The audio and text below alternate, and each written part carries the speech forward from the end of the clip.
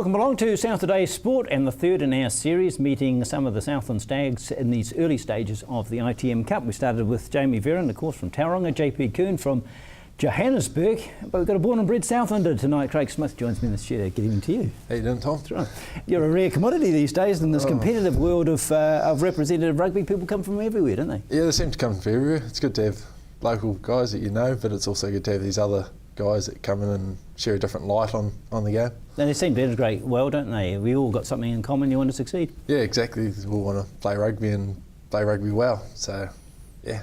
All right, so let's talk about your background. It's a little simpler to follow, no doubt. Obviously born here and schooled here. Yeah, I was schooled at Southland Boys High School, but I was born out at Wamahaka, Takanui, out that way. Okay. So I played all my club rugby down there. Southern Country boy Southern Country boy, yeah. Oh, a lot of people want to see me back there, but it might be in my retirement years. It's hard to break in from out there these days. But Boys High, obviously a very strong rugby college. Did you have good success in the first 15 when you were there? Yeah, in the first 15 I got in there when I was fifth form, so 15, very young. I had Josh Beck obviously ahead of me and Andrew McIntosh. Obviously Josh has gone to higher honours than I have, but yeah, it was a big part of my life then. So what sort of year were you first 15? 2004 was first year. And how many years in that first 15? 3 years. 3 years. And so a lot of those players kicked on to do other things? Yeah, a lot of guys. John Hardy, Nick Barrett, Michael Peterson still floating around in the scenes. Sonny Rangatahiri. Right. He's floating around. He's still there. He's still around. That's right. He comes and goes, but he's back. He's still around there. That's right. But John Hardy would have been a good player at school, would he? Oh, yeah, old man would often say he's a limpet, just latches on to people and brings them down. Right. Very good player. Right. How did you, you can see the talent at that age, can't you? Who's going to prosper and who's not? Yeah, you can.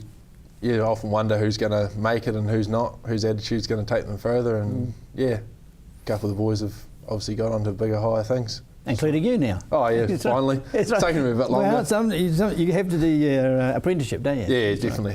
So when you left school, what club did you? Linked up with Pirates Old Boys. Was that just a natural connection with the school, or friends? Stu Harvey was coaching then, and he found me a job. Right. So hooked me up with SIT to get into building. Right. So never looked back since. Good old Southland building the team. Yeah. That's good to hear. Oh yes. So was it straight into the senior team? No, I played sort of first year. I started a couple, but then Stu told me it was a long time playing Premier Rugby, so get you some game time and down Division 2. Was enjoyed my time, but I was up and down all over the place because he had a very good squad that year, because it was the year after they won the Shield. So there was a lot of guys still hanging around and bits and pieces. So did my time in the Division 2 team and then. So what was your first year playing regular Prem Rugby? That would be in 2008. Okay. The next year, 2008, which we had a very poor year, but there's ups and downs with that, isn't there? It wasn't your fault. No. You did your best to help them. Yes. So obviously your size dictates where you play. You didn't have many choices over your life, have you? I didn't. I liked earlier days I tried to push myself as a loose forward, but it never really came about, so I just never looked back as a lock. Yeah, so what height are you? 198, didn't quite crack the 2 metres. That's right. You can put big shoes on, big sprigs on, big sprigs, yeah. So what about family-wise? Is rugby a big thing in the family? The old man played for sub-unions, but never made the Southland team. Right. But everybody else was just sporting players. Sister was played age group stuff at Girls High and stuff, but everybody's just a sporting family. No real. Where does the size come from? Which side of the family? Mum and Dad are both tall, but Dad's he's about 6'3", so I'm still got a bit on him. The youngest and the tallest, but yeah. Are they big supporters to come along to all the games? Yeah, I used to go along with, right from 14, 15, we used to go along to every game and watch every home game. But he still comes along. This year was the first time he's missed a few games, but even at club rugby he's pretty much every week in, week out. That's good, isn't it? Yeah. What about, when did you feel you're getting close to the Stags? Well, I thought I had a bit of a crack when I left school, but obviously I didn't. I was a bit small, but just didn't quite know how to play rugby yet. Thought I did, but you obviously don't. And just bigger, older guys, and sort of had my time in the academy. And then they told me to go and do my own thing, work on what you need to go work on. So which was what, for instance? Probably get bigger, just increase handling, just be more physically present around the field. So obviously had to put on a lot more size. It's very hard when you're building all day and then jumping into the gym. Right. doubling up a bit. Does it give you a good base fitness building? You know, having definitely. A physical job? Yeah. The boss is quite tough on the fact that you have to work hard all day. So it's definitely a good base fitness, throwing around frames and jib and all the rest of it. So, yeah. So when did you get the nod that you're in the squad? Well, last year it was halfway through the season. I got the call from Goofs and that I was playing good rugby and come and join the focus squad. Then about a week before they named the team, he sort of tapped me on the shoulder and said, you know, you've made the team, congratulations. So that was a good feeling. But then this year it was pretty late actually, not until everybody else almost knew. So it was a bit harder and going from full-time work to full-time rugby. Last year, did you think you made a good impression with what time you got? Well, I didn't really get much time. Obviously, had a lot to work on, which I was probably not really kidding myself, but sort of didn't realise how much of a step I needed to make. Right. Yeah. So there's a lot of little things that you need to work on. Every little thing makes a big difference.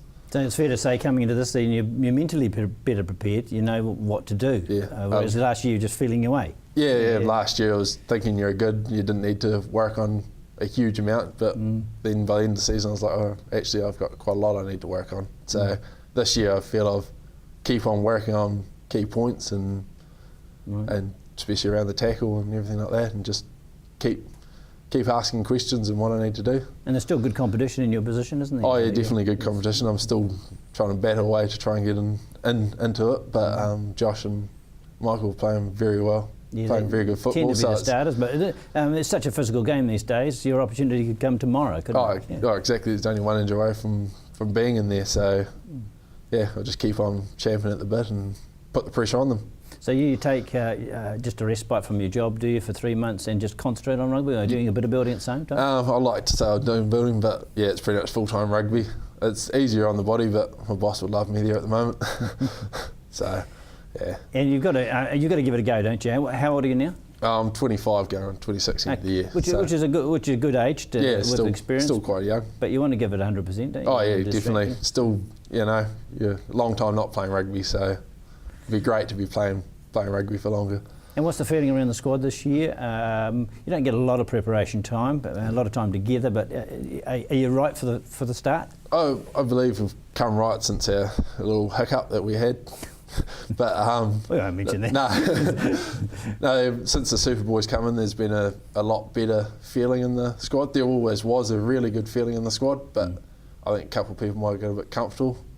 I might have got a bit comfortable too, and just then the Super Boys come in and just the standard just lifted and just all about the jersey and all about representing your family and friends, and everybody's watching you. Good intensity at Alex too, I thought, in terms of, this is a lot closer to how it will be. Yeah, it was. It was very good. Defence was a lot better and everything. It was just a solid game. I thought the boys played well. Just disappointing we couldn't win on the scoreboard. You touch on a good point, because defence actually gets you in the final off and wins you a final, isn't it? The better defence. It's all right having the flashy tries, but if you can't stop them. Yeah, exactly. You got to be able to tackle, don't you? What about the new scrum laws? Scrum's always been tweaked with. How do you find it as a lock? Is it a? Things are a lot different. It's more holding, or not holding your own, but more a wrestle rather than a actual speed competition. Because before, if you got the speed on the hip, you could be, quite dominant. Yeah. But now, if you quite often teams can reload and get you back if you straighten your legs, and all of a sudden you're sitting on your ass. It seems to be a big advantage now not to put the ball in sometimes. Yeah, almost to try and milk the penalty. Some teams have done it and got away with it, but can't do that too many times. Is that something you really enjoy? Is the physical contact at scrum time, or do you like the line-out work? What's your passion? Oh, I like running the ball really, but like getting out amongst it and throwing the ball around a bit. But it's always good to get in amongst the line-out and show your dominance, and That is the expectation, though, isn't it? The forwards have got to be good ball handlers these days, either in support or setting up, setting it up themselves. There's a lot of Brad's putting a lot of emphasis on being able to catch pass, to put it out in front of the man, and because at one time you need to, you could be putting the winger in the corner, and just the ability to be able to everybody be up to the same skill level. So personally, you're really looking forward to this? Just complete focus on what your passion is? Yeah, pretty much. It's good. It's exciting to be involved in this team again. I was a bit nervous for a while in the season, but no, I'm really looking forward to being involved. We're looking forward to seeing you out in the paddock. Hopefully it goes very well indeed, Craig. Hopefully I'll be out there. It'll be great. Fingers crossed. Thank you for spending some time with us. Thanks, Tom. That is the South Today tonight. See you tomorrow.